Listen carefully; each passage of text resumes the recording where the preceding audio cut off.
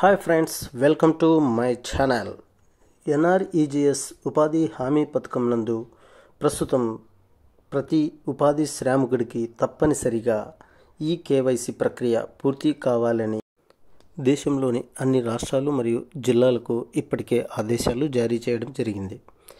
ఇందులో భాగంగానే ప్రతిరోజు పనిచేసిన శ్రామికులకు ఇంతకు ముందు నుండే మనం ఎన్ఎంఎంఎస్ యాప్ ద్వారా హాజరు వేస్తున్నాం. కానీ ఇప్పుడు ఎన్ఎంఎంఎస్ ద్వారానే హాజరు వేస్తారు. కానీ అందులో ఆర్డీ ఫేస్ యాప్ అనేది కొత్తగా ఇన్స్టాల్ చేసుకొని మన ఎన్ఎంఎంఎస్ యాప్కి అనుసంధానంగా ఈ ఆర్డీ ఫేస్ యాప్ అనేది పనిచేస్తుంది.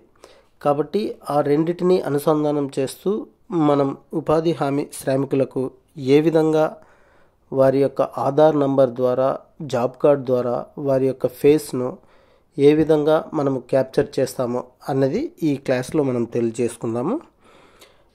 కాబట్టి ప్రతి ఒక్కరూ చివరి వరకు ఈ వీడియోని చూడండి. అదేవిధంగా మా ఛానల్ను సబ్స్క్రైబ్ చేయండి, లైక్ చేయండి. ఇక ముందు ఎన్నో మీకు ఉపయోగపడే వీడియోలను చేస్తామని మీకు చెప్తున్నాము. కాబట్టి ముఖ్యంగా మన మొబైల్లో ఉన్న పాత ఎన్ఎంఎంఎస్ యాప్ రీఇన్స్టాల్ చేసుకోవాలి. అంటే దాన్ని డిలీట్ చేసేసుకొని కొత్తగా మనము ఎన్ఆర్ఈజీఎస్ వెబ్సైట్లోకైనా వెళ్ళొచ్చు, లేదా డిస్క్రిప్షన్లో మీకు ఒక లింక్ ఇవ్వడం జరుగుతుంది. ఆ లింక్ ద్వారా అయినా మీరు ఎన్ఎంఎంఎస్ యాప్ను డౌన్లోడ్ చేసుకోగలరు. ఇప్పుడు ఎన్ఎంఎంఎస్ యాప్ను ఎలా డౌన్లోడ్ చేసుకోవాలో ఒకసారి చూద్దాం. మీకు లింక్ కింద ప్రొవైడ్ చేశాను కదా, అందులో వెళ్ళి ఇక్కడ ఎన్ఎంఎంఎస్ డౌన్లోడ్ చేసుకోవాలి. ఇందులో ఆల్రెడీగా నాకు మొబైల్లో ఉంది కాబట్టి అది అప్డేట్ అడిగింది. ఒకసారి మీకు ఎలా వస్తుందో చూపిద్దామని ఇది చెప్తున్నాను.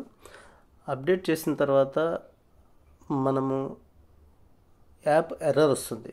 ఒకసారి చూడండి, app not installed as package అని ఒక ఎర్రర్ వచ్చింది కదా. ఇప్పుడు మనం ఏం చేయాలి? మొబైల్లో పాత యాప్ ఉంటుంది కదా, ఎన్ఎంఎంఎస్ యాప్, అందులోకి వెళ్ళి దాన్ని మొదటగా మనము అన్ఇన్స్టాల్ చేసుకోవాలి. అన్ఇన్స్టాల్ చేసుకుంటేనే ఇప్పుడు కొత్తగా యాప్ అనేది మనకు కొత్త వర్షన్ అనేది 3.3.2 అనేది వచ్చింది. ఆ యాప్ను మనము ఇన్స్టాల్ చేసుకోగలిగితే ఈ ఆర్డీ ఫేస్ యాప్ అనే దానికి అనుసంధానంగా ఈ కొత్త యాప్, అప్డేటెడ్ యాప్ పనిచేస్తుంది. ఇప్పుడు చూడండి, ఇన్స్టాల్ చేస్తున్నాము. ఇన్స్టాల్ చేసిన తర్వాత ఖచ్చితంగా ఓపెన్ అయిపోతుంది. ఎటువంటి ప్రాబ్లం ఉండదు, ఎటువంటి ఇష్యూ కూడా రాదు.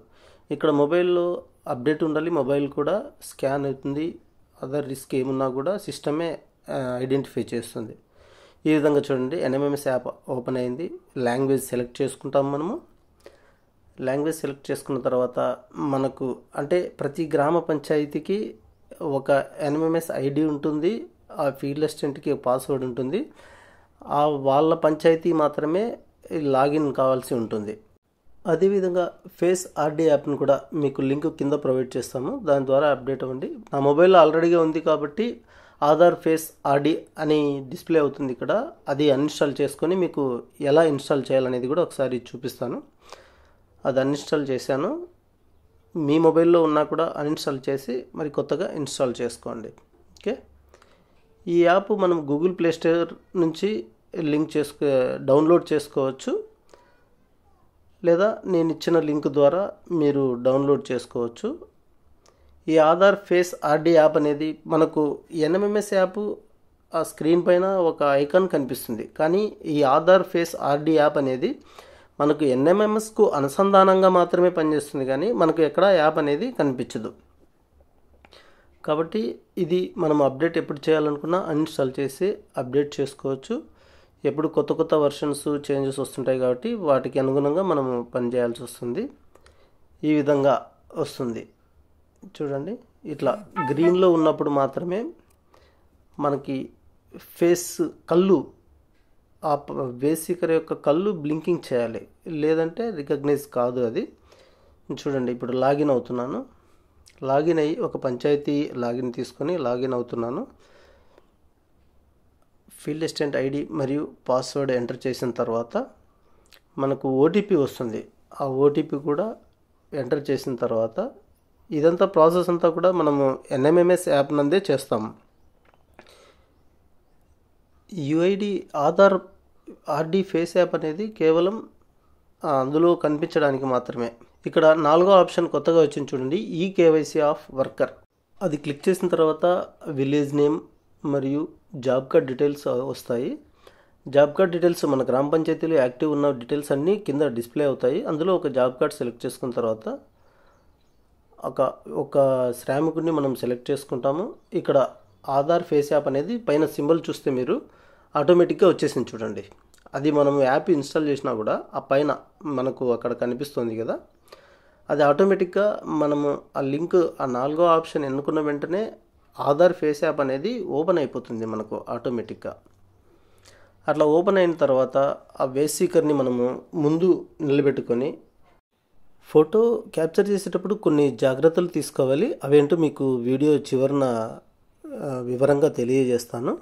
ఒక రౌండ్లో కెమెరా ఓపెన్ అవుతుంది. అది కెమెరాని క్యాప్చర్ చేసేటప్పుడు ఆ వేస్ సీకర్ కళ్ళు కొట్టమని కొంచెం చెప్పాలి. ఆ కళ్ళు కొట్టినప్పుడు మాత్రమే ఫేస్ అనేది రికార్డ్ అవుతుంది. ఫేస్ రికార్డ్ అయినప్పుడు మాత్రమే గ్రీన్లో వస్తుంది. ఆ విధంగా గ్రీన్ వచ్చినప్పుడు క్యాప్చర్ అయిపోతుంది, డీటెయిల్స్ క్యాప్చర్ అయిపోతాయి.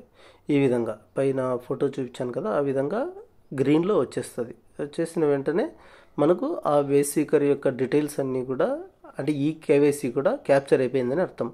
ఈ విధంగా మీ గ్రామ పంచాయతీలో ఉన్న అందరూ యాక్టివ్ జాబ్ కార్డులకు క్యాప్చర్ చేసి త్వరితగతిన ఈ టాస్క్ని పూర్తి చేయాలని కోరుకుంటున్నాం.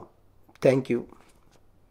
ఇక్కడ జాగ్రత్తలు ఏంటంటే, ఫోటో క్యాప్చర్ చేసేటప్పుడు ఆ శ్రామికుడి వెనకాల ఉన్న బ్యాక్గ్రౌండ్ వైట్గా ఉండాలి. అంటే ఏదైనా క్లాత్తో అయినా కవర్ చేయాలి, లేదా గోడకు సున్నం కొట్టిన గోడ ఉన్న ఫోటో నీట్గా క్యాప్చర్ అవుతుంది, ఎటువంటి ఇబ్బంది కలగదు.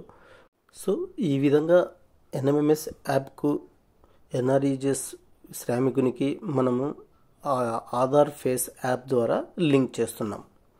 సో థ్యాంక్ యూ వీడియో చివరి వరకు చూసినందుకు. అదేవిధంగా ఈ వీడియో షేర్ చేయండి, మా ఛానల్ సబ్స్క్రైబ్ చేయండి.